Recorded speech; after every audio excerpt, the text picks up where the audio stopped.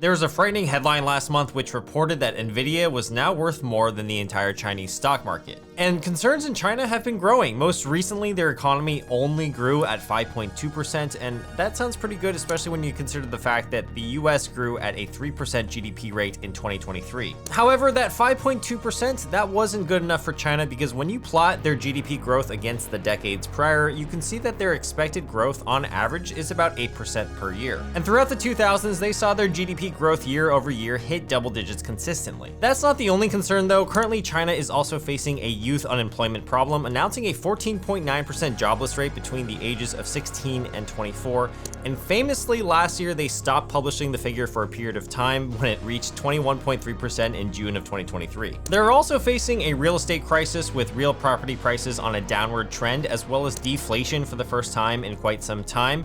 And their stock market has actually shrunk in value considerably over the last year, losing more than $6 trillion since its peak. In today's video, I want to dive deeper into the data surrounding the concerns in China in an objective way, and then also assess the risk that it poses to the US stock market, as well as the economy, as well as globally, if any. Let's start with the biggest story and the catalyst that I think started all of this, which is China's real estate property crisis. But before that, if you one day want to be worth more than the entire Chinese stock market, make sure to like this video and also subscribe to the channel. All right, that was my plug, and I thought that was pretty fun. So China's GDP, 30% of it is comprised of real estate, and famously in the past few years, Evergrande, which is a property developer that was huge in China, was ordered to liquidate. Other developers like Country Garden in China actually owe a considerable amount of debt to their creditors as well. It all started in 2020 when China introduced a new set of policies and regulations towards real estate developers as well as other companies, and this was actually called the 3 Red Lines policy. In order to promote financial stability and prevent property developers from taking on too much risk, you can see that there are 3 lines that any company must fit. And if any entity crosses these lines, their annual debt growth permittance levels, they drop considerably, where if you violate 3 lines, your annual debt growth permitted is 0%. Evergrande, the Chinese real estate property developer, most famously had all 3 of these lines in violation, and because they took on a lot of debt to grow as quickly as possible, when this was introduced, their business model was basically halted. Quote, Evergrande's rapid rise was enabled by aggressive borrowing, and in 2022, their liabilities exceeded $335 billion, more than 10 times their total revenue and 1.8% of China's GDP. You see, housing was so in demand prior to 2020 that Evergrande was basically pre-selling housing units that weren't even built yet, and they were taking those payments and then rolling them into other developments. With the introduction of the 3 Red Lines policy, Evergrande was unable to raise more debt, and they started to default on their prior debt, and ultimately were not able to finish housing developments and different types of property developments that were under construction. This has caused a rippling effect in the real estate sector in China, where real residential property prices are down considerably as of Q3 2023,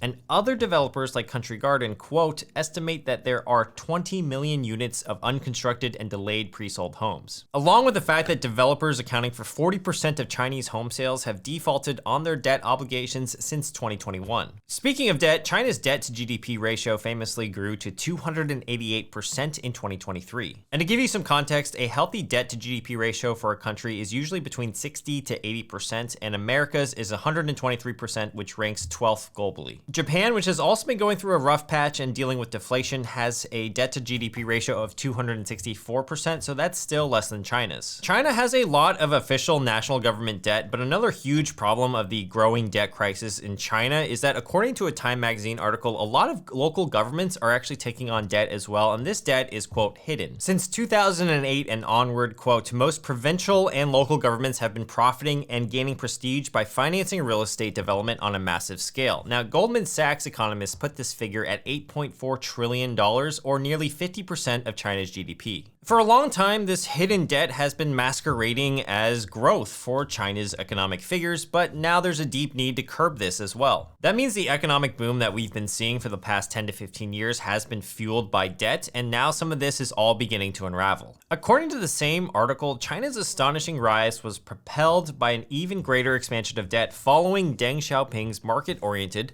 4 modernizations in the late 1970s. Those were a set of economic policies aimed to basically modernize different types of sectors such as agriculture, science and technology, defense, and industry. This was essentially departing away from communist ideology and trying to embrace more of an open market approach towards the economy. To be honest, I haven't been able to uncover everything about China's hidden debt crisis just yet, so I may have to make a separate video on this topic, so make sure you're following me for that. Just know that China's debt problem, in addition to the real estate property prices declining quite a bit, is leading to the fact that consumers and businesses are hesitant to spend money. And when you have a country full of citizens that don't really want to spend money, naturally what's going to happen is that you're going to see the prices of goods come down because the demand for those goods have also come down as well. And we're actually seeing that in the consumer price index goods of China. So here's a graph of their CPI index since January of 2023. And you can see that most of the time it's negative, with only a few months in the past year being positive. As of January, the consumer price index was down 0.5% compared to the same month last year, and producer prices were down 2.7% in December. Pork, for example, is a huge component of the Chinese diet and is getting cheaper and edging China into deflation territory. I personally don't love bacon that much. I'm more of a chicken apple sausage guy, especially with some good sourdough toast. That would be my breakfast of choice.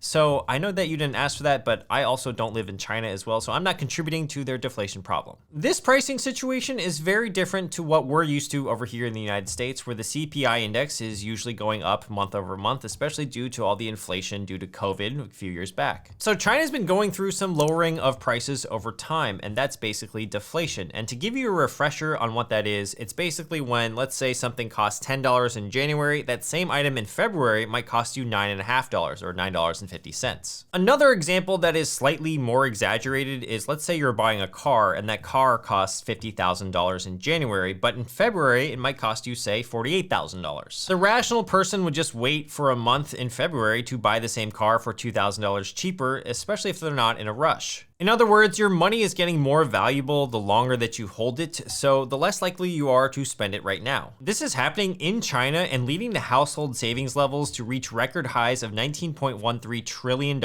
as of the end of 2023. Also, household consumption expenditure is much less than the rest of the world by far. If the masses start to spend less money, what happens is producers are going to produce less goods. And when they produce less goods, they don't need as many workers, so they start to lay off those workers. This can actually lead to an unemployment problem. And so when you have fewer workers, you're going to have fewer wages. And so fewer wages collectively means that the demand for goods is now lowered. Prices get lower and lower, and then you can see how this kind of just spirals out of control. It's a very difficult thing to get out of. So if we're looking at our own situation in the United States, we should at least be thankful we have some inflation, because the reverse of that, deflation, is actually a very, very terrible place to be in, and we don't really want to get there. Now, the youth unemployment problem is a huge one in China right now, with more than 1 in 5 young people being unemployed. There were 11.6 million college graduates in 2023, and most of them can't find a job. Well, in actuality, there's basically a mismatch of what the college graduates are expecting to get and the types of jobs that are available. Many of the college grads want a higher skilled job, something in tech perhaps, but the only ones that are available are the blue collar jobs that involve physical labor. So basically what's happening is that many are opting to wait instead. So according to this article from the Wall Street Journal, research found that a quarter of Chinese graduates this year were seeking work in the tech space, more than double the level of the next biggest category, even though China's biggest tech companies have had layoffs. Meanwhile, the government has been reporting that the greatest worker shortages in blue collar jobs, such as manufacturing, and in low paid service ones, such as housekeeping, which college graduates are less willing to accept. And even though 1 in 5 unemployed young people is quite a lot already, it actually might be more than that because the official data is not well publicized. A Peking University economist actually estimated that the real youth unemployment rate in March of last year could have been 46.5%, that's almost 1 in 2, compared to the official figure of less than 20%. This is all to say that overall more people just aren't spending enough money, and with the whole deflation thing going on, as well as the real estate property crisis and the youth unemployment all combined together, you're just going to have a lot less consumption. And this could affect a lot of companies that have presences in China. For example, China contributes to around 1/5 of the total sales for Apple. And there's recently been weaker sales of iPhones over in China compared to years years past, and that could be a combination of economic factors as well as stiffer competition. So with a company like that, or with other types of companies that have presences in China, we could actually see a pretty big hit. And as someone who is a huge Apple bag holder,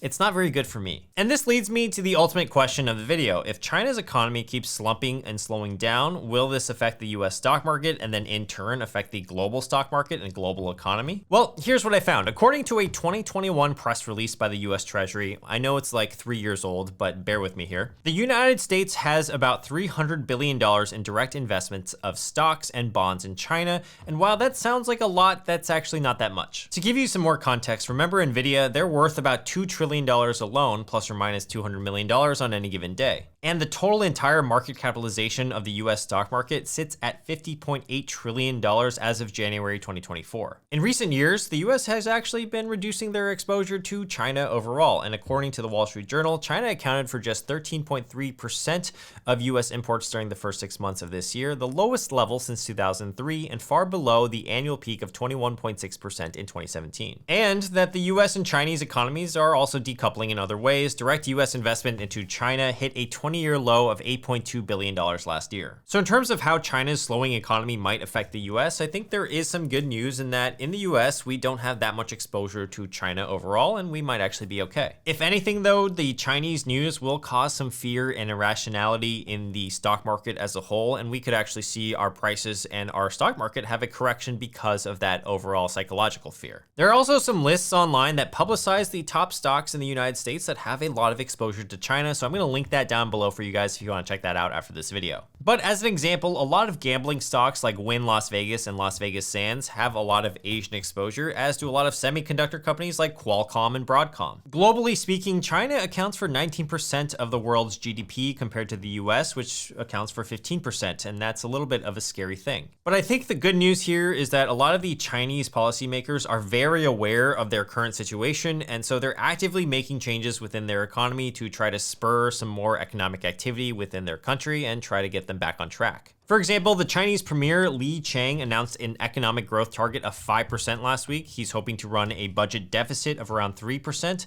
and he's actually issuing 1 trillion yuan, which is $139 billion of these special long-term ultra treasury bonds, and that's supposed to basically spur economic activity within China. Foreign organizations and entities are also keeping tabs with what's going on in China, and they're hopefully trying to reduce their Chinese exposure, as well as the fact they're just getting prepared in case they need to switch suppliers for certain products that they import from China. As to whether or not this will cause a global economic recession, it's still a little bit too early to tell. I think we need 3 to 6 months more of data coming out of China to basically make that assessment. If we start to see data worsen out of China, like their deflation is just getting worse, or perhaps their GDP starts to go into the negative, then it might be cause for some concern. I plan to keep you guys all updated and informed with what's going on over there, so make sure to subscribe to the channel so you can see future videos from me on this topic or any other personal finance topic. So with that said, you guys, thank you so much for watching this video. If you liked this video, you might like my other commentary piece on why Gen Z thinks that they need $150,000 per year in order to be happy. I will link that video right here, and I will see you guys either in that video or perhaps another future one on my channel. All right, peace.